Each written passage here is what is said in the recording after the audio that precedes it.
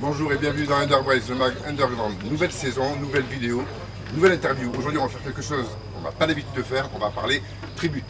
Avec le Tribute Live Festival en direct de Saint-Guillaume dans le Morbihan. Bonjour Stéphane Thibault. Merci de nous recevoir ici à Saint-Guillaume pour le premier Tribute Festival que tu organises avec ton association Pulse Événements. C'est exact. Donc tu vas faire jouer 6 groupes, c'est ça? Oui. Qui sont des tribute bands et qui sont des groupes qui viennent d'assez loin. Il y a le groupe Queen qui vient de Rouen. D'accord. Le groupe qui reprend David Bowie, Eurostar qui viennent de Montpellier. D'accord. Ensuite on a les Doors qui viennent de Nantes, c'est pas très loin d'ici, c'est vrai. Et on a City of Light qui reprennent les Simple Minds et qui habitent Lille. Et enfin on a le régional de l'étape, les So Cure qui reprennent The Cure. Donc tu fais partie. Dont je suis le chanteur. D'accord, très bien. Et du coup, qu'est-ce qui t'a donné en fait l'idée de faire un festival tribute?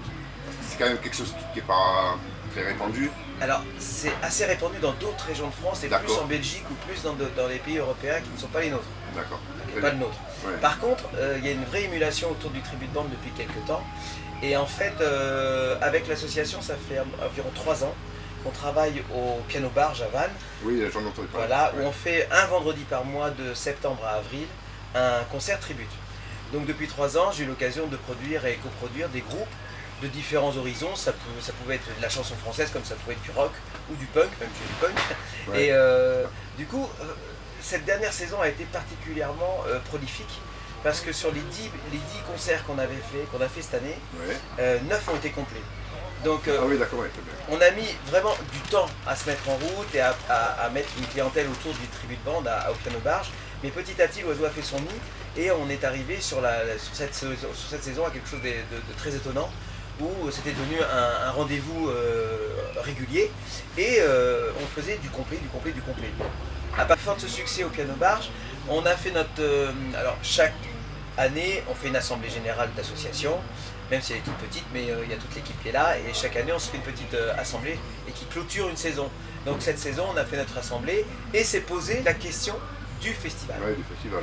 Et nous avons intégré au sein de l'association Tony Blanchet, qu'on verra certainement plus tard, oui, Tony, oui. Et Tony qui est, on va dire, qui est le vice-président du Pont du Rock et qui a 19 ans d'activité dans les festivals. Ouais, qui a l'habitude de ce genre. Voilà, donc moi il me fallait une pierre angulaire comme ça dans l'association et c'est ce qui m'a fait croire au projet, c'est ce qui me fait croire au projet, c'est ce qui fait qu'on est ici. Ouais. Et en fait, ça a été le déclencheur parce que de vous à moi je suis plutôt pété de trouille par rapport à ce festival. Sûr, voilà, c'est pas du tout mon truc, mais malgré les rêves, malgré l'envie, voilà. Et Tony a donné ce côté, c'est possible Stéphane. Et du coup, on a dit au mois d'octobre l'année dernière, on a dit allez on y va, on y go. Et depuis le mois d'octobre on est sur le projet. D'accord, et on est là. Et on est là. Ouais, bah c'est génial, c'est super. Et moi qui suis un petit peu à Underbrace, un petit peu novice de ce côté-là, et qu'est-ce qui fait la différence entre un groupe de tribute et un groupe de cover? Ah, c'est une sacrée différence. D'abord il y a deux types de tribute band. Il y a le tribute band comme Kind of Queen par exemple, qui est la copie conforme de Queen, quoi. Donc il y a non seulement la musique, mais il y a le chanteur qui lui, c'est la copie conforme de Freddie Mercury. Donc là on joue dans une cour qui est très proche de l'addiction des fans. Les fans sont addicts à Queen et viennent voir Queen parce qu'ils ne l'ont pas vu ou ils l'ont déjà vu. Mais en tout cas, c'est comme si on voyait Queen, quoi. Et puis il y a d'autres tribute bands qui, eux, sont pas du tout attachés au look, pas du tout attachés à ce qu'on pourrait dire, je fais comme Queen ou etc. Ouais. Par contre, ils sont attachés à la qualité, ils sont attachés au son, à exactement l'interprétation qu'il faut. Parfois, ils innovent dans quelques improvisations, ils réaménagent les titres, mais c'est aussi un tribute band. C'est-à-dire qu'on est vraiment sur un groupe qui est fan de Queen, pour ne citer que Queen, qui fait sa musique, d'accord, sans par contre le copiant au niveau des visages, au niveau des accoutrements. Et les cover bands, c'est encore une autre catégorie de groupes. Ce sont alors dans notre jargon à nous, les cover bands sont des groupes comme des covers multi-covers qui reprennent des chansons sans forcément avoir ce tampon tribute, quoi. C'est-à-dire on n'est pas dans le tribute band. Ouais. Je sais pas si on parle que de Pure, un groupe qui, ressemble énormément à Robert Smith, c'est Other Voices. Et Other Voices, c'est le groupe tribute de The Cure. D'accord. Alors nous, dans ce festival, si je peux rebondir là-dessus, Oui. dans ce festival, on a la chance d'avoir un tribute band qui a été honoré et qui a été, adoubé par Jim Kerr, c'est City of Light, qui est le tribute officiel de Simple Minds. D'accord. Ah ouais, c'est quand même pas mal. Ça. Et du coup, il y a une véritable scène européenne du tribut ou... Parce que bon, Ouais, on parlait d'un groupe espagnol. Alors, Ah oui, mais en Italie, il y a des mecs qui sont formidables. Formidables. Il y a une scène européenne du tribute band et on était un peu à la bourre, nous, là-dessus en France. Ouais, parce que moi, c'est quelque chose que j'ai pas l'habitude de Voilà, déployer. Et c'est la première fois Qu'on parle de ça. qu'on parle de ça. Ouais. Tous les deux. Et le tribute fest le plus important, le tribute fest le plus important, c'est celui de Luc-sur-Mer, où d'ailleurs Socure a été sélectionné pour cette année. D'accord. Et c'est le plus gros tribute fest qu'on trouve en France. Et puis il y en a un autre qui se trouve dans le sud de la France, dont fait partie Eurostar, c'est-à-dire les David Bowie qui vont venir à notre festival. D'accord. Et on est en train de justement de faire quelque chose, de mutualiser nos efforts et nos petits rêves qu'on est en train de mettre en place. Les deux frères de l'année qui sont les organisateurs du Tribute Fest de Luc-sur-Mer et Lou Bogno qui est l'organisateur des Legends of je sais plus quoi, rock'n'roll, je ne sais plus, dans le sud de la France. Ouais. En fait, Lou, on va se voir tout à l'heure et on est en train d'essayer de se mutualiser ouais. tous les trois pour faire quelque chose de sérieux du Tribute Band en France. D'accord. C'est bien. Je sais pas si on va y arriver. Hein. Ouais. Alors on va marquer une petite pause parce qu'on va peut-être accueillir tout à l'heure votre parrain. Vous avez un parrain pour cette édition. Alors ça c'est extraordinaire. Donc du coup on va en parler juste après. Je te fais une intro dessus, Voilà. on se voit après. On se voit après. Allez c'est parti, d'accord, je vais le chercher. Ça marche. Mais Stéphane Dimoline nous a rejoint Oui. sur cette interview. Oui. Alors vous êtes le parrain de cette première édition. Et comment ça s'est goupillé cette histoire? Comment vous connaissez? Vous étiez amis avant? Alors, ça fait quoi, 2 ans que je t'ai contacté, Jim? Il faut que je dise en anglais, he made me an offer I couldn't refuse. Tu ne peux pas refuser. Ouais. Non, en fait, c'est moi qui donne l'offre qu'il ne peut pas refuser. D'accord. C'est ça, c'est un blague, mais c'est nul, mais bon. Et donc du coup, c'est quoi l'histoire quoi? Comment vous vous êtes rencontrés?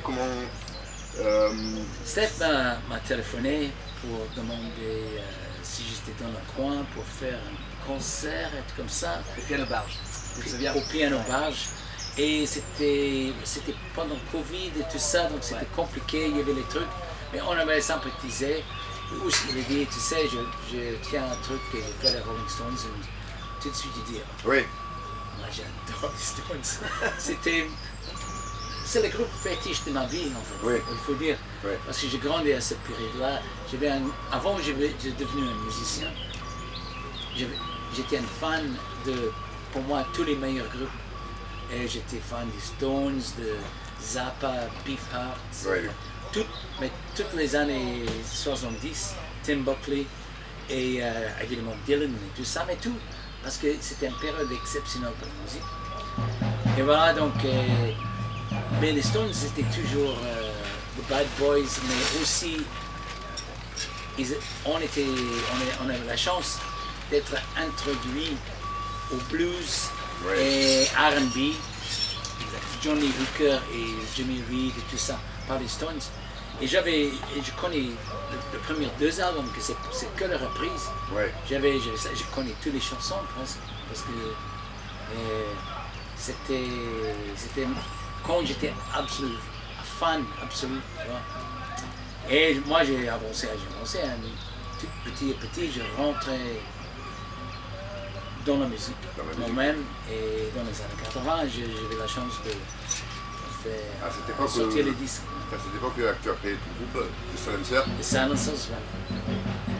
Et le groupe, oui, j'étais dans un groupe avant. En fait, je rentre dans la musique avec punk, parce que le punk a changé tout. C'était une explosion. Ouais. Et mon premier groupe, c'était un groupe qui s'appelle Fingerprints, avec une Z. Fingerprints, C'est un titre. Ouais. Et on avait sorti 3 albums à Virgin, et malheureusement en Grande-Bretagne on était bien critiqués, mais on n'avait pas on n'avait pas trouvé une audience. Sauf en États-Unis, on avait trouvé une audience. Et on avait fait le tournée là-bas, on était populaire aux États-Unis, bizarrement. Bizarrement, ouais, pas. Ouais, ouais. Ouais, ouais. Mais c'était compliqué à Virgin parce qu'ils avaient tellement de groupes et on était un peu ignorés après un moment. Et finalement, le groupe, même après le troisième album, on a changé.